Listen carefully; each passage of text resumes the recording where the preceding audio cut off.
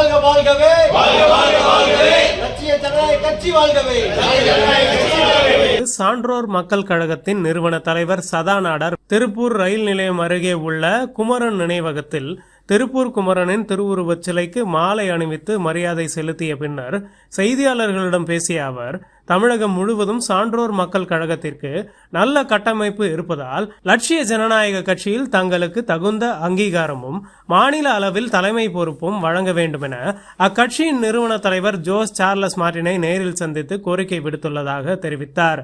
ஈரோட்டில் மாநில மாவட்ட செயற்குழு கூட்டம் சான்றோர் மக்கள் கழகம் சார்பாக நடைபெற்றது. அப்போது அதிகப்படியான உறுப்பினர்கள் லட்சிய ஜனநாயக கட்சியில் இணைய வேண்டும், இணைந்து செயல்பட வேண்டும். மக்கள் நலத்திட்ட நாயகன் புதுச்சேரியின் காமராஜ் நகர் தொகுதியின் எம்எல்ஏ ஜோஸ் சார்லஸ் மார்டின் அவர்கள் மிகப்பெரிய வரவேற்பு தமிழகத்தில் இருக்கின்றன.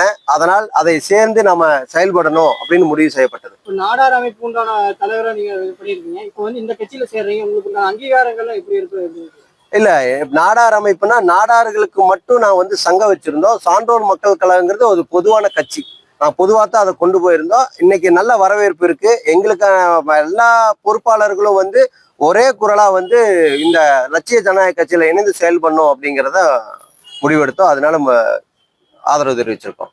அவர் வந்து இன்னைக்கு வரைக்கும் எங்ககிட்ட பேசும் பொழுது கூட கட்டமைப்பு சென்னையில் அலுவலகம் ஓப்பன் பண்ண போறோம், மிகப்பெரிய அளவுல நம்ம 2031 வந்து ஆட்சியை கைப்பற்றும் அளவுக்கு நம்ம கட்சியை வளர்க்கணும் அப்படிங்கிறதான் சொல்லியிருக்காரு. நாங்க கண்டிப்பா 2031 தலைவர் ஆணையிட்டால் கண்டிப்பா வந்து மிக சிறப்பான முறையில நாங்க செயல்பட காத்திருக்கிறோம்.